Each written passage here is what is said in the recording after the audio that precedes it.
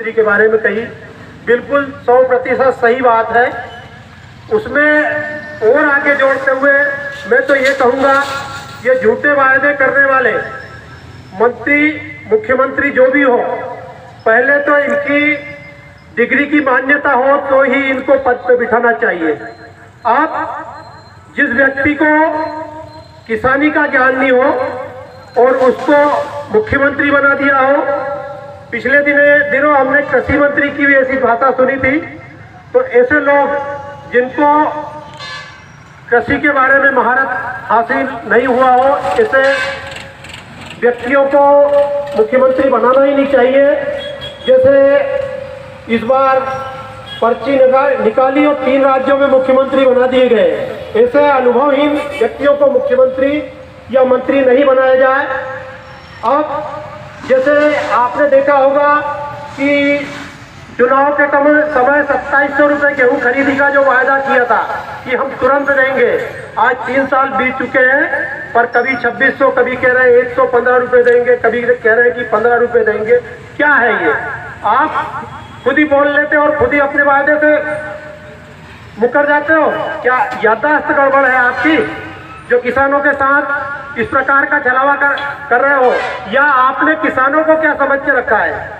ऐसा ही हमारे पास अभी पिछले सीजन का भावांतर का उदाहरण है। सारे अधिकारी हमारे संगठन पास भी बार बार फोन आता था कृषि विभाग का मंडी से कि भाई साहब आइए, आज भावांतर के बारे में समझाया जाएगा।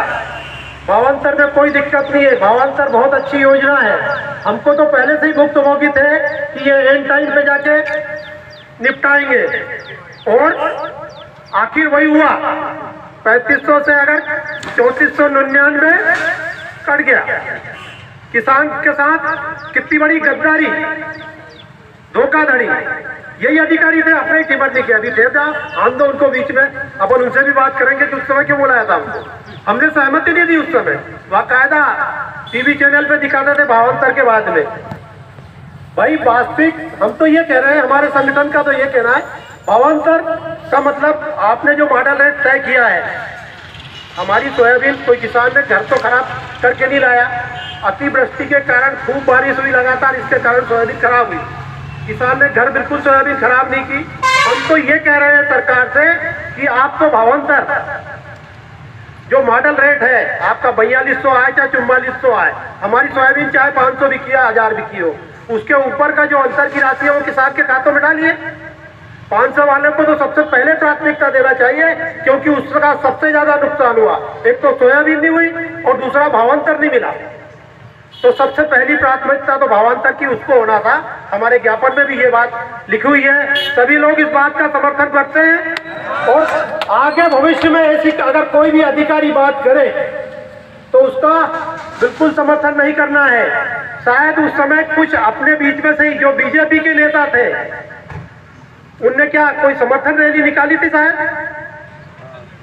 समर्थन रैली, अभिनंदन रैली निकाली थी, अभिनंदन करवाया था। क्या है वो? सिर्फ एक रोज की माला, या मुख्यमंत्री जी मंत्री जी का थोड़ा तक ऊंचा हाथ देखना चाहते हैं अपने आप को बीजेपी का बता के? उस रोज उनसे पूछो कि भैया आपने अभिनंदन काहे का किया था? यही किया था अभिनंदन कि हमको 3500 से नीचे वाले को भावांतर से छुट्टी। इसके लिए प्रश्न करना भाई साहब, अपनी गली मोहल्ले में जो भी लाल अंगोचे वाले हैं उनसे पूछना। भाई किसान संघ में तो किसानों की समस्या की बात करते हैं, उसमें आने में कतराते हैं, वहां फुर्सत मिल जाती है हजारों के लिए। हमें देखा कई बार मुख्यमंत्री की यात्रा में पानी गिर रहा है, लोग बारिश में रोड पे खड़े हजारों की संख्या में। यहाँ तो एक एक बिंदु विचार किया जाता है हमारे पदाधिकारियों के द्वारा। तो यहाँ आना चाहिए नहीं, असली पाठशाला तो ये है। जैसे हमारे राजेश जी ने अभी कहा कि हमारे अगले पूर्वज, अगले मतलब हमारे जो वंशज पूछेंगे कि भाई उस समय जब किसान संघ इस प्रकार से मेहनत कर रहा था तो आप कहाँ थे? वास्तविकता सही है, आपको आगामी बच्चों को जवाब देना पड़ेगा कि ये छोटी छोटी चीजों के लिए आप बड़ी संख्या में क्यों नहीं आ पाए।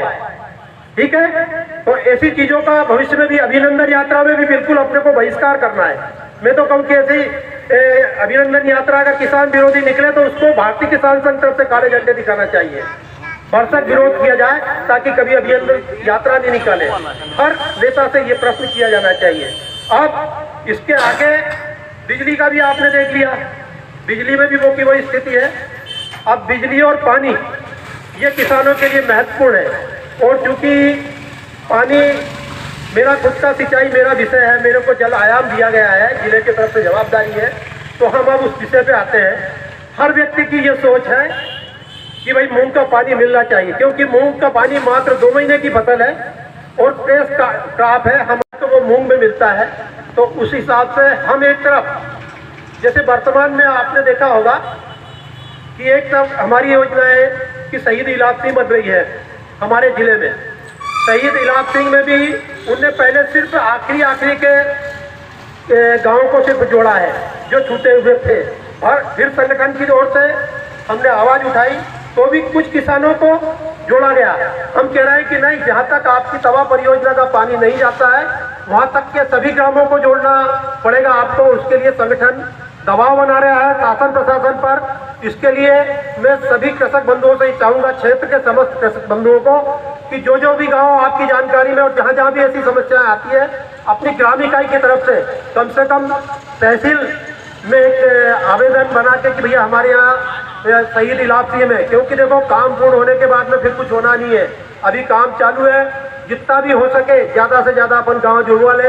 हर बार यही अपने को विषय रखना है कि भैया जो भी तवा परियोजना से वंचित है वो सारे गांव जुड़ जाए। इससे जो भी समस्या है अपनी ग्राम इकाई की बैठक करें, अपनी तहसील को दे। मेरे नंबर भी है, मेरे को भी पर्सनल दे सकते हैं आप। बाकी तहसील में पर देना पड़ेगा ग्राम इकाई, क्योंकि हम पर्सनल कितने भी से इकट्ठे करेंगे। ग्राम इकाई की बैठक करो और उसके बाद में उसको तहसील में पहुंचाओ। तहसील से हम जिले में पहुंचाएंगे, संभाग में पहुंचाएंगे, प्रदेश तक पहुंचाएंगे। तो एक तो इलाज सिंह के बारे में ये आपको बता दिया। हम सतत प्रयास में हैं, अपना संगठन जब भी संगठन इस मामले में आह्वान करे आपको बिल्कुल आना है। इसकी अपन इधर इतनी तैयारी कर रहे हैं कि किसी प्रकार से भी अपना जिला 100% हो जाए। अभी 100% नहीं हुआ है।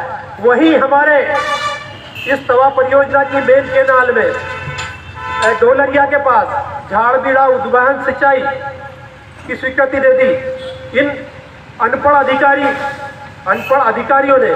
क्यों कि आपने देखा होगा सिंचाई मंत्री तो अपना दूसरी बार बन गया, बल्कि तीसरी बार।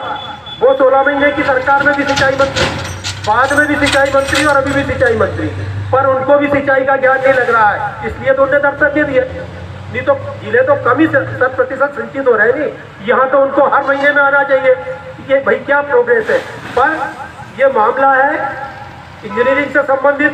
अगर इंजीनियर सिंचाई मंत्री होता तो शायद जरूर आता, पर इनको सिविल इंजीनियर का ज्ञान नहीं है, इसलिए ये नहीं आ सकते। इनको तो जो अधिकारियों ने बता दिया बस वही है। इनने वहाँ पहले भी संगठन ने एक बार मुद्दा उठाया था, जब यहाँ के कृषि मंत्री थे, तुरंत हम गए, भाई साहब हम 4-5 लोग उस परियोजना को निरस्त करा दी। परंतु चुनाव हुए, यहाँ का दबदबा खत्म हुआ, फिर वो परियोजना अधिकारियों ने चालू कर दी। आज निर्माणाधीन है। हम उससे क्या होगा कि 200 क्यूसेक मतलब 4 पंप मेन केनाल पे लगाए जाएंगे, 200 क्यूसेक पानी उनसे उठाया जाएगा। और जहां पहाड़ी क्षेत्र में पहले से ही सिंचित है, आज भी चालू होने के पहले भी आप देख सकते हो वहाँ हरियाली है, परंतु इन्होंने वहाँ कमीशन खाने के चक्कर में, अधिकारी को सिर्फ कमीशन चाहिए और मंत्रियों को कुछ नहीं मालूम। उनसे क्यूसेक की परिभाषा अगर सिंचाई मंत्री से पूछोगे कि एक क्यूसेक में कितने लीटर पानी होता है या एक क्यूसेक बोलते का है, तो वो कोई बड़ा सामान बताएगा। ठीक है, तो इसलिए ऐसी परियोजना है कि हम उधर एक तरफ तो 100% सिंचित की बात करते हैं और उसी का 200 क्यूसेक पानी काट रहे हैं, इससे बहुत बड़ा नुकसान होगा। हम कह रहे हैं कि वो चारों पंप जब आप इतना खर्च कर रहे हैं, अच्छा है, उनके लिए फायदा करिए, पर हमारी मेन केनाल पे नहीं लगाते हुए उनको नर्मदा नदी में लगा दो। चारों पंप को 5 लगा दो, 10 लगा दो, उनको भी खूब पानी दो, मूंग में भी दो, हमको कोई दिक्कत नहीं। बाकी अगर ऐसी परियोजना का निर्माण हुआ, अगर अपन समय से एकत्रित होकर अधिक मतलब अपन ने बहिष्कार नहीं किया या विरोध नहीं किया, तो आगे 4 के 5 पंप भी लग जाएंगे और अंततः उसका हमारी हरदा के जो तेल के किसान हैं फिर नुकसान होगा। इधर से 200 की व्यवस्था नहीं हुई, उधर से 200 काट दिया और वो कमीशन लेने वाले चले गए। ठीक है, तो ऐसी चीजों का भी हमको विरोध करना है। इस झाड़बीड़ा उद्यान, झाड़बीड़ा ध्यान रखना भाई साहब, एक रेड गांव में भी झाड़बीड़ा है, उसका विरोध नहीं कर रहे हम, क्योंकि झाड़बीड़ा जैसे ही नाम आता है हमारे रेड गांव वाले भाई साहब कह देंगे कि वाह हमारी तहसील का नाम ले रहे हैं। तो ये झाड़बीड़ा उद्यान सिंचाई नर्मदापुरम जिले की है। मोरन जंजाल परियोजना को देख लो, छोटे से